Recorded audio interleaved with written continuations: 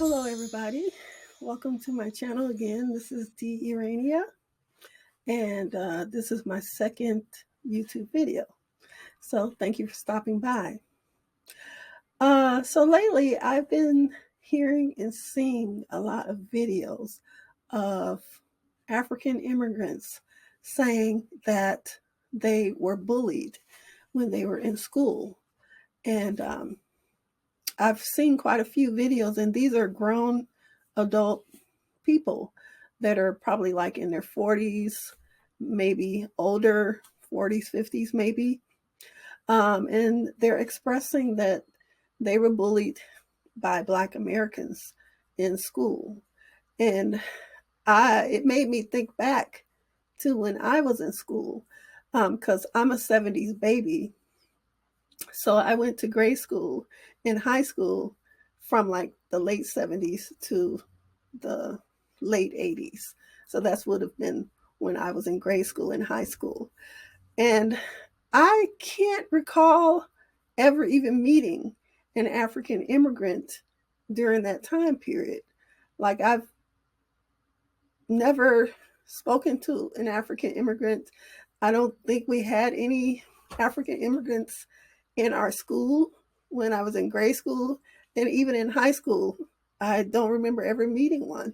So I knew very little about Africans. And of course, when you're a kid, you know, you might be curious at some point, but if you never have any interaction with them, you just don't know. The only connection or information that I learned about Africans was through television. And it was mostly the commercials that used to come on, the Feed the Children commercials, and also the Sally Struthers commercials that used to come on. I mean, I used to see those all the time when I was little. Every day, children are dying of hunger in East Africa. This humanitarian crisis calls for your help. The following scenes may be unsuitable for sensitive viewers. They are the forgotten, these hungry, sick, dying children of the world. They need help so urgently. But what does it cost to fight disease, malnutrition, starvation? How much does it cost to keep a child alive? The figure is almost unbelievable. It's only 70 cents a day. And honestly, I felt really bad for the African children because they always showed them looking hungry and, you know, sitting in dirt and flies and stuff flying around. Bless the beast and the children, for the world can never be the world they see. You can bless these poor children of underdeveloped countries with a miracle, a way out of the darkness of poverty into the light of a new and better life. All it takes to work this miracle is 70 cents. 70 cents and a heart. For just 70 cents a day, $21 a month, you can sponsor a desperately needy boy or girl through Christian Children's Fund. And you can bestow that blessing right now with a phone call. And they would say things like, for 70 cents a day, you could save a starving child in Africa, or something like that. And so as a kid growing up, this was kind of like the only thing that I would see coming out of Africa. And I felt bad. I felt sorry for the kids in the videos because, you know, they look like relatives, you know. And of course, you don't know at the time when you're growing up, you don't realize this is probably propaganda, you know, they all can't be living like that, you know, but that's what was depicted on television. And, you know, I did feel bad for those children and for the African people, but I also felt love towards them as well, because like I said, it's like looking at some relatives on television. And actually, I felt so bad that I actually started donating to the Save the Children Fund when I had the opportunity, because I got my first job, or if you could call it a job, it was my first gig when I was in high school. I was the musical director for the youth choir at a church. So that was like my first job where I was making money of my own. And so they were paying me something like $125 a week to be over the youth choir. And so that was my first gig as a musician.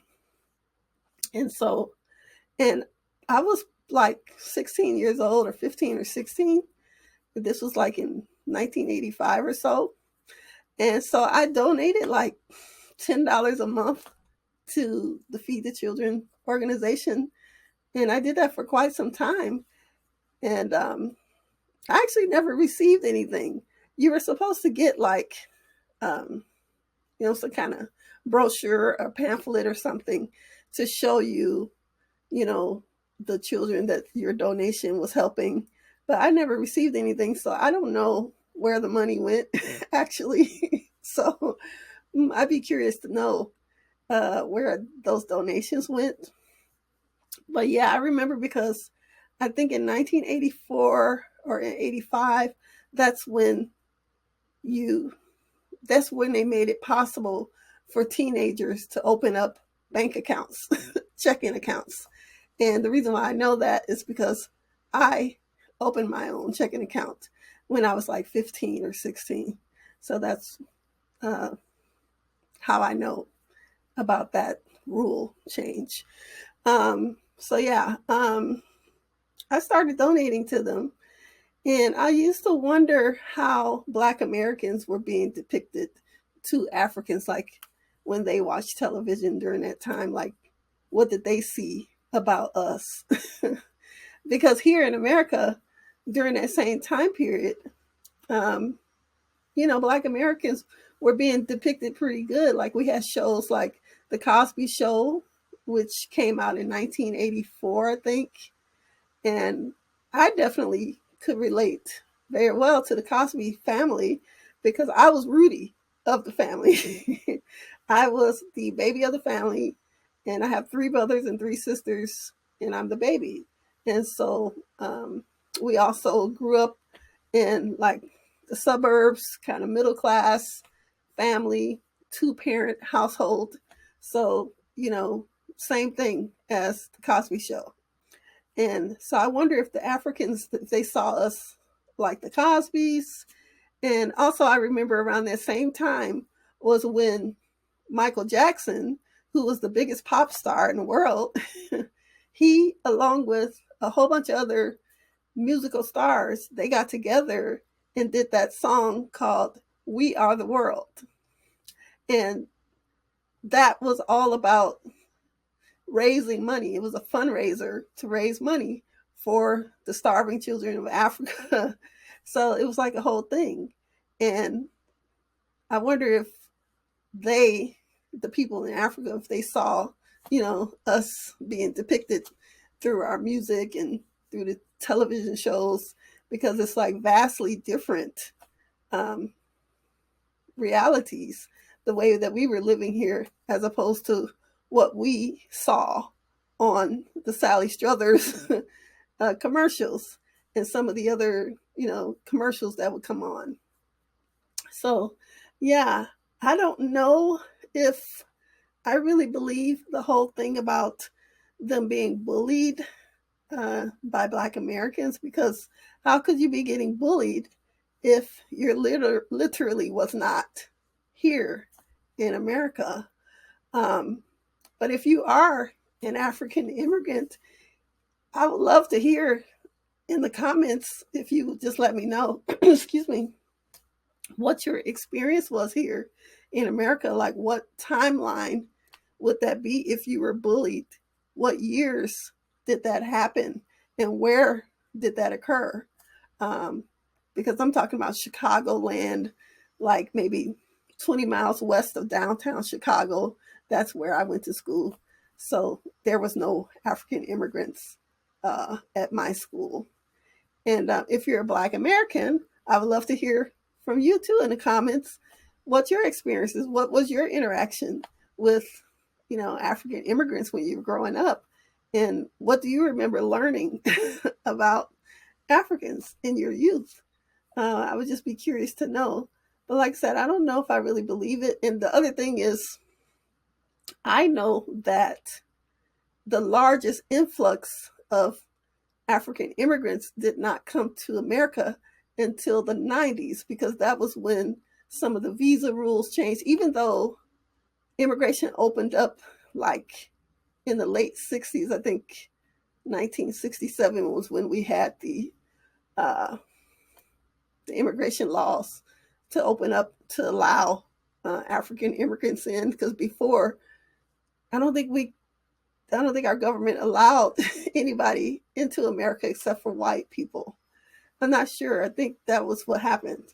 But I do know that the largest influx happened in the 90s. So I don't know when all this bullying went on. So, but I would love to hear about it if you want to, tell me about it in the comments. And so, yeah, that is the end of my video. Thank you for stopping by again, and have a really great day. Thank you.